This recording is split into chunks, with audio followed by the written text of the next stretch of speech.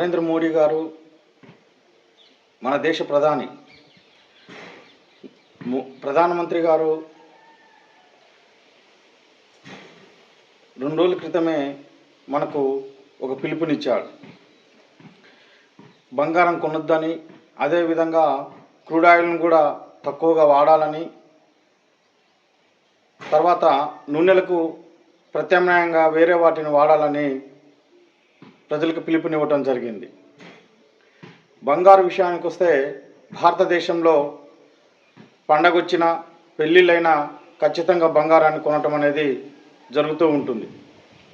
భారతదేశంలో 1 టన్ను నుంచి 2 టన్నుల వరకు బంగారం ఉత్పత్తి అనేది జరుగుతున్నది. కానీ ఏడాదికి భారతదేశంలో 700 నుంచి 800 టన్నుల వరకు బంగారం కావాల్సి వస్తున్నది. దీన్ని దిగుమతి చేసుకోవడం కోసం భారతదేశం విదేశాలపై ఆధారపడటం వల్ల మన దగ్గర ఉన్నటువంటి విదేశీ మార్గద్రవ్యంపై ఒత్తిడి పెరిగి మన రూపాయి విలువ తగ్గేటువంటి అవకాశం ఉంది.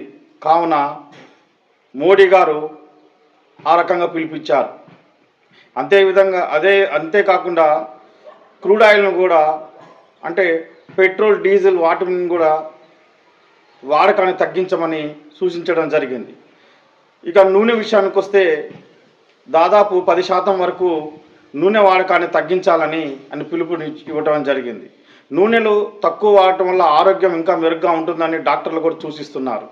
ఈ నూనెలకు ప్రత్యామ్నాయంగా పెరుగు, కొబ్బరి పాలు, అదే వేరుశనగ పేస్టు, తర్వాత అవిసె గింజలు, అవకాడో లాంటి వాటిని ప్రత్యామ్నాయంగా వాడుకొని వంటలు చేసుకోవాల్సిందిగా నరేంద్ర మోడీ గారు పిలుపునిచ్చారు.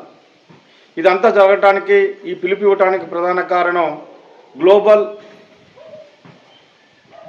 ఎనర్జీ ఎమర్జెన్సీ మేజర్గా ఉండటం వలన, అంతేకాకుండా పశ్చిమ ఆసియాలో జరుగుతున్నటువంటి యుద్ధాల వలన వీటి యొక్క రేట్లు ఎక్కువగా పెరిగే అవకాశం ఉంది. కాబట్టి వీటిని యొక్క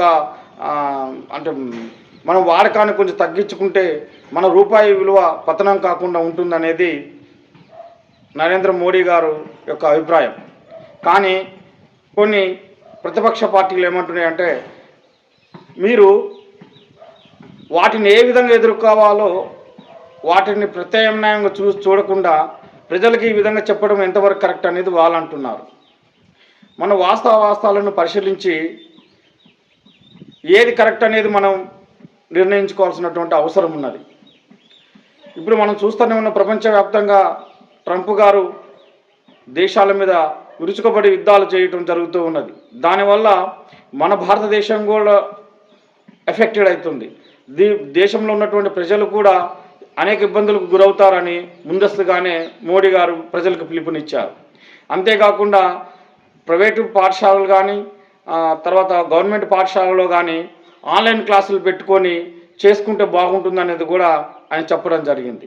దీంతోపాటు సాఫ్ట్వేర్ కంపెనీలు కూడా వర్క్ ఫ్రమ్ హోమ్ చేసుకుంటే ఈ యొక్క క్రూడ్ ఆయిల్ వాడేటువంటి వాడకం కొంచెం తగ్గుతుంది. కాబట్టి దేశం మీద భారం పడకుండా ఉంటుంది, అదేవిధంగా ప్రజల మీద కూడా భారం పడకుండా ఉంటుంది అనేది మోడీ గారి యొక్క పిలుపు. మోడీ గారు పిలుపునియడం వలన మధ్యప్రదేశ్ హైకోర్టు ప్రధాన న్యాయమూర్తి ద్వారకాధీశ్ బన్సాల్ గారు హైకోర్టుకి సైకిల్ మీద వెళ్ళడం జరిగింది. ఆయన సైకిల్ మీద వెళ్ళటాన్ని చూసినటువంటి చాలామంది ప్రజలు ఆ ప్రధాన న్యాయమూర్తి గారిని ప్రశంసిస్తున్నారు.